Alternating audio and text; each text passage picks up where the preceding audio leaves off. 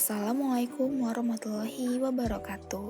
Kami dari kelompok 8 ingin mempresentasikan mengenai aplikasi yang telah kami buat, yaitu Digital Library. Adapun anggota dari kelompok kami yang pertama, Yusdi Hardiansyah dengan NIM 63220511, yang kedua Esther Veronica dengan NIM 63220716, yang ketiga Tasya Amalia Azhara Syafitri dengan NIM 63220734, yang keempat ada Farah Salsabila dengan NIM 63220770, dan yang kelima ada Kairani Laluhun dengan NIM 63220847. Visi menjadi sumber informasi dan pengetahuan yang dapat diakses oleh siapapun, dimanapun, dan kapanpun untuk meningkatkan literasi dan pembelajaran. Misi kita adalah 1. Menyediakan akses yang mudah dan cepat ke berbagai informasi dan bahan bacaan bagi pengguna. 2. Terus mengembangkan dan menerapkan teknologi terbaru untuk meningkatkan pengalaman pengguna seperti fitur pencarian canggih. 3. Bermitra dengan lembaga pendidikan, penerbit, dan penulis untuk memperluas koleksi. 4. Memastikan bahwa aplikasi ini dapat diakses oleh semua orang tanpa memandang latar belakang. Dan 5. Mengelola aplikasi secara berkelanjutan dengan memperhatikan aspek lingkungan dan sosial. Saya akan menjelaskan tentang pengertian sistem, yaitu ada menurut etimologi. Sistem berasal dari bahasa Yunani yang artinya himpunan bagian atau unsur yang saling berhubungan secara teratur untuk mencapai tujuan bersama. Sedangkan yang kedua ada menurut Azhar Susanto yang kita dapat bisa mengemukakan bahwa sistem adalah kumpulan atau grup dari subsistem, bagian, komponen, ataupun baik dari fisik atau non-fisik. Kita dapat saling berhubungan satu sama lain dan dapat bekerja sama untuk mencapai satu tujuan tertentu. Yang terakhir ada menurut Jogianto. Di sini kita dapat melihat bahwa sistem informasi juga dapat didefinisikan dengan pendekatan prosedur dan komponen. Sistem dan prosedur adalah satu kesatuan yang tidak bisa dipisahkan satu dengan yang lain. Suatu sistem baru dapat terbentuk jika di dalamnya ada beberapa prosedur yang mengikutinya. Analisis ini membantu perancang aplikasi yang sesuai dengan kebutuhan pengguna dan isi yang efisien. Yang pertama yaitu profil pengguna. Identifikasi siapa saja yang akan menggunakan aplikasi perpustakaan digital termasuk mahasiswa, akademisi, peneliti, dan masyarakat umum. Yang kedua yaitu kebutuhan informasi. Adalah pahami jenis informasi yang dibutuhkan oleh pengguna, mulai dari buku, jurnal, artikel, hingga materi referensi lainnya. Yang ketiga, preferensi antarmuka pengguna. Tinjau preferensi pengguna terkait antarmuka pengguna seperti tata letak, navigasi, dan fitur pencarian untuk memastikan pengalaman pengguna yang intuitif. Keempat, yaitu aksesibilitas. Pastikan aplikasi dapat diakses dengan mudah oleh pengguna dari berbagai arah, latar belakang, dan kemampuan termasuk mereka dengan disabilitas. Yang kelima, ada keamanan dan privasi. Pertimbangkan kebutuhan pengguna terkait keamanan data pribadi dan privasi saat menggunakan aplikasi perpustakaan digital. Selanjutnya ada 3.2 yaitu analisa kebutuhan sistem. Manajemen koleksi. Tentukan bagaimana koleksi perpustakaan akan dikelola dan diatur dalam lingkungan digital termasuk proses pengindeksan, klasifikasi, dan metadata. Yang pertama, infrastruktur teknis. Evaluasi infrastruktur teknis yang diperlukan untuk mendukung aplikasi termasuk server, basis data, dan perangkat lunak mendukung lainnya. Yang kedua ada integrasi sistem. Periksa kemampuan untuk mengintegrasi sistem aplikasi perpustakaan digital dengan sistem manajemen perpustakaan yang sudah ada untuk menyediakan akses yang terpadu ke sumber daya. Yang ketiga, skalabilitas dan kinerja. Pastikan sistem dapat menangani pertumbuhan pengguna dan volume lalu lintas yang meningkat seiring waktu tanpa pengorbanan kinerja. Yang keempat ada keamanan sistem. Lakukan analisis resiko keamanan dan perlindungan data untuk melindungi informasi sensitif dan mencegah akses tidak sah. Yang kelima yaitu dukungan teknis. Rencanakan strategi dukungan teknis yang mencakup pemeliharaan sistem, penyelesaian masalah, dan pelatihan pengguna untuk memastikan operasi yang lancar dan pengalaman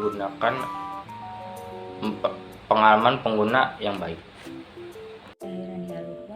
Di sini saya akan menjelaskan tentang halaman desain masuk aplikasi perpustakaan digital bagian admin. Pertama-tama, admin diminta untuk memasukkan username atau alamat email yang telah terdaftar. Berikutnya, admin harus memasukkan kata sandi yang sesuai untuk melanjutkan. Setelah mengisi kedua bidang di atas, admin menekan tombol login untuk masuk ke sistem.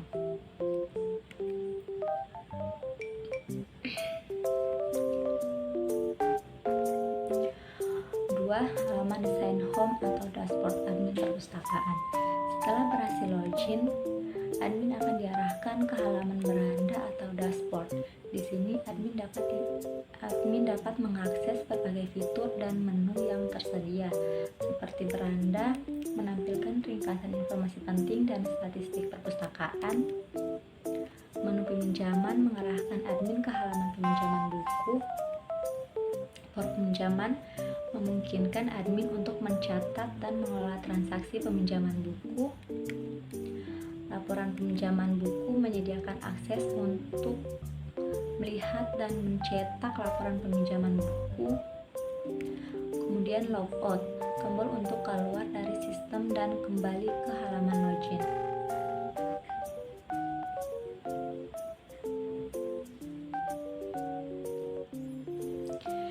Halaman desain menu peminjaman buku.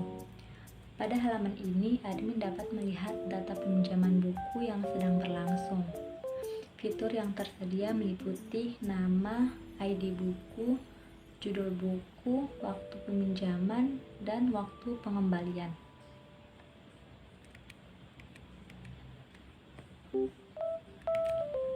Yang keempat, halaman desain form peminjaman buku. Halaman ini digunakan oleh admin untuk mencatat peminjaman buku baru. Elemen-elemen yang ada termasuk ID buku, jumlah pinjam buku, tanggal peminjaman buku, lama peminjaman buku, dan tanggal pengembalian. Di sini juga terdapat data anggota, KTM, nama, alamat, dan kampus. Selanjutnya, nomor 5 terdapat desain prototype untuk halaman desain laporan peminjaman buku. Pada halaman laporan peminjaman buku dibagi menjadi 3, yaitu data anggota yang dimana ada tanda mahasiswa, nama, data buku, ID buku, nama buku, jumlah buku, dan jumlah pinjam. Serta yang terakhir adanya data peminjaman buku, isinya terdapat data peminjaman, lama pinjam, tanggal dikembalikan, serta akan ada jumlah denda, dan ada tombol simpan, hapus, dan reset. Lalu yang keenam terdapat halaman desain admin kurikulum. Pada halaman desain masuk website digital library ini, adanya bagian kolom login untuk admin kurikulum, terdapat username dan kata sandi. Terdapat tombol login atau buat akun jika ditekan. Pengguna akan diarahkan ke halaman home atau dashboard. Lalu yang ketujuh, terdapat halaman desain home atau dashboard kurikulum. Pada halaman desain dashboard website digital library ini akan ada pilihan untuk masuk pada tampilan menu data anggota yang menampilkan informasi berapa banyaknya anggota, serta juga terdapat data buku yang menampilkan informasi berapa banyaknya buku, serta denda dan juga logout. Lalu yang ke-8 terdapat halaman desain data anggota.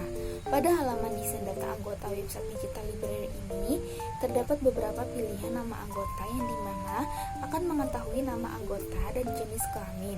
Setelah itu data anggota yang sudah dipilih bisa dicetak. Nomor 9 ada halaman desain data buku. Pada halaman desain data buku website digital library ini terdapat ID book, judul buku, dan juga keterangan. Terus pada halaman 10 Nomor 10, halaman desain anggota. Pada halaman desain ini, masuk website digital library, adanya bagian kolom login anggota, terdapat username dan kata sandi, terdapat tombol login dan buat akun jika ditekan. Pengguna akan diarahkan ke halaman home atau dashboard. Di sini saya akan menjelaskan desain prototipe yang ke-11, yaitu ada home anggota, yang dimana dalam home anggota ini kita dapat melihat bahwa dashboard website digital library ini akan ada pilihan untuk memilih menu konfirmasi peminjaman buku, yang dimana ada daftar admin, home, beranda, cek data buku, konfirmasi peminjaman buku, profil anggota, serta logout. Kita dapat memilih konfirmasi peminjaman buku untuk masuk ke web konfirmasi peminjaman buku tersebut. Dan di desain yang ke-12 ini ada desain konfirmasi peminjaman buku, di mana kita dapat melihat dari gambar ini terdapat ID buku, judul buku, pengarang, penerbit, serta kode buku, yang dimana setiap anggota yang ingin meminjam buku di dalam digital library ini, kita akan mengisi ID buku tersebut, judul buku, serta pengarang, penerbit, dan kode buku. Bahwa kita bisa melihat apa aja buku yang dipinjam oleh anggota atau mahasiswa serta orang sekitar yang ingin meminjam buku digital. 13. Halaman desain konfirmasi peminjaman data buku anggota.